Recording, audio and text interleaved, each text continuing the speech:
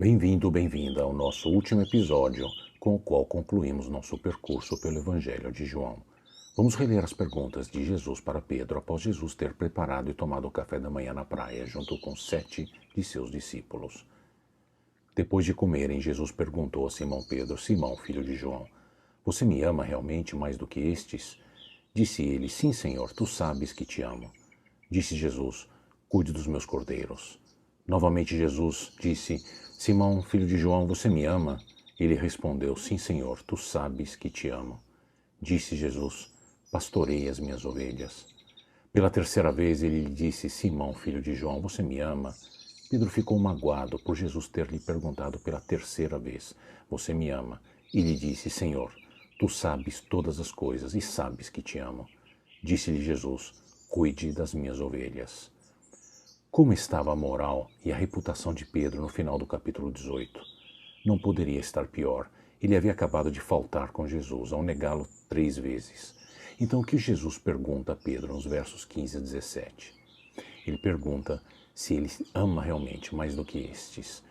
Note que a mesma pergunta é feita a Pedro 3 vezes. É um recomissionamento proposital para reconfirmar a fidelidade de Pedro e reverter as 3 vezes que ele tinha negado Jesus. Assim como o milagre do peixe não foi a habilidade dos pescadores que conseguiu a pesca, mas Jesus que encheu as redes até transbordarem, nesse comissionamento, agora ao ministério apostolar, também não será a força ou habilidade de Pedro que o renderá útil a Deus, mas será Jesus quem agora confere poder para o Espírito Santo, que conduzirá a obra de Deus de construir a igreja. Não obstante, com a moral no fundo do poço e sentimento de total falimento, Jesus faria de Pedro um dos líderes que Deus designou para fixar a fundação da sua igreja na terra. Nós, as ovelhas, seremos alimentadas por Jesus através da liderança e fundação dos apóstolos, que foram liderados por Pedro. No versículo 15, Jesus diz: Cuide dos meus cordeiros. Versículo 16, pastorei as minhas ovelhas. No 17, cuide das minhas ovelhas. Então Pedro é comissionado. O que o trouxe até esse ponto? Ele tinha recebido um novo nome, Cefas, significando a rocha, no capítulo 1, verso 42. Ele tinha recebido a promessa de que o Espírito Santo viria e o ensinaria todas as coisas, vimos no capítulo 14, verso 26. E vocês, apóstolos, também testemunharão sobre Jesus, vimos no capítulo 15, verso 27. O Espírito da verdade os guiará a toda a verdade, disse o capítulo 16, verso 13. Então, o que Jesus quer dizer com cuide das minhas ovelhas? O Espírito Santo deu aos apóstolos a verdade de Deus. Agora eles, representados pelo líder do grupo, devem passá-los aos outros. Isto é o que cuide das minhas ovelhas quer dizer. É nutrir as pessoas com a palavra de Deus, a Bíblia. A prioridade para Jesus é que o mundo todo ouça a sua palavra. Lembre-se de João 10, 27. As minhas ovelhas ouvem a minha voz. Trata-se de difundir a palavra de Deus. Gente ouvindo a palavra do ensino apostólico, o Espírito da verdade conferindo poder. O crescimento do cristianismo acontece quando é baseado no ensino dos apóstolos no Novo Testamento da Bíblia. Então, ao percorrermos uma igreja, precisamos nos perguntar: a Bíblia está sendo ensinada? O Evangelho que está sendo explicado é o mesmo que foi ensinado pelo Espírito Santo aos apóstolos? Digo-lhe a verdade, quando você era mais jovem, vestia-se e ia para onde queria. Mas quando for velho, estenderá as mãos e outra pessoa o vestirá e o levará para onde você não deseja ir. Jesus disse isso para indicar o tipo de morte com a qual Pedro iria glorificar a Deus. E então lhe disse: siga-me. O que é de maravilhoso no versículo 18? Jesus sabe exatamente o que vai acontecer com Pedro. Ele sabe que Pedro será martirizado. E como isto é útil para nós? Jesus não se impede de pensar que algo horrível aconteceu com seu projeto ao sabermos da morte de Pedro. Jesus sabia, é tudo parte do seu plano. A história nos revela, a propósito, que Pedro foi crucificado de cabeça para baixo pelos romanos. O meio pelo qual Pedro cuida ou alimenta as ovelhas é através da palavra, não através de sacramentos ou liturgias religiosas que se desenvolvem entre gerações, e muito menos por meio de uma linhagem apostolar, episcopal ou papal que vá passando o bastão de Pedro.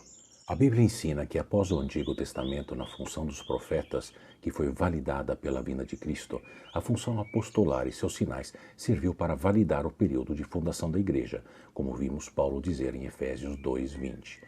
Igreja que foi firmada, portanto, por esses discípulos que ouviram diretamente de Jesus e através dos quais Deus deu testemunho por sinais, prodígios e vários milagres e por distribuições do Espírito Santo, segundo a sua vontade, como falou o autor da carta aos Hebreus no capítulo 2, verso 4.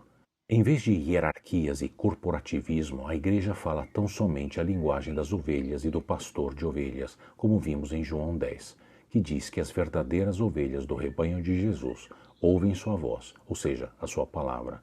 Da mesma forma, a imagem de ovelhas é complementada pela imagem do pão, que Jesus usou em João capítulo 6, para falar sobre nutrir-se nele, na fé que vem de Deus, nutrir-se nele através da palavra, a palavra que era ele mesmo, que se fez carne, como ele foi apresentado por João logo no primeiro capítulo. Pedro voltou-se e viu que o discípulo a quem Jesus amava o seguia. Este era o que se inclinara para Jesus durante a ceia e perguntara: Senhor, quem te irá trair? Quando Pedro ouviu, perguntou: Senhor, e quanto a ele? Respondeu Jesus: Se eu quiser que ele permaneça vivo até que eu volte, o que lhe importa? Quanto a você, siga-me. Foi por isso que se espalhou entre os irmãos o rumor de que aquele discípulo não iria morrer. Mas Jesus não disse que ele não iria morrer, apenas disse: Se eu quiser que ele permaneça vivo até que eu volte, o que lhe importa? Este é o discípulo que dá o testemunho dessas coisas e que as registrou. Sabemos que o seu testemunho é verdadeiro. Jesus fez também muitas outras coisas. Se cada uma delas fosse escrita, penso que nem mesmo no mundo inteiro haveria espaço suficiente para os livros que seriam escritos. Nos versos 20 a 25, o foco muda para João, o autor do Evangelho. Por que João registrou este incidente? João nos dá esse detalhe para deixar claro no registro e desmentir rumores de que não morreria e para sinalizar que seria o único entre os apóstolos que chegaria à velhice, como ele chegou. O versículo 24 diz que o registro de João é verdadeiro. João escreveu um registro acurado de quem foi testemunha ocular. Embora ele não tenha registrado tudo o que aconteceu, num tempo em que tudo era escrito em papiros caros, João diz que não conseguiria escrever tudo e seria um trabalho muito grande. Concluímos esse nosso passeio pelo Evangelho de João, relembrando as palavras finais de João 20, versos 30 e 31. Jesus realizou na presença dos seus discípulos muitos outros milagres miraculosos que não estão registrados neste livro, mas estes foram escritos para que vocês creiam que Jesus é o Cristo, o Filho de Deus, e crendo, tenham vida em seu nome.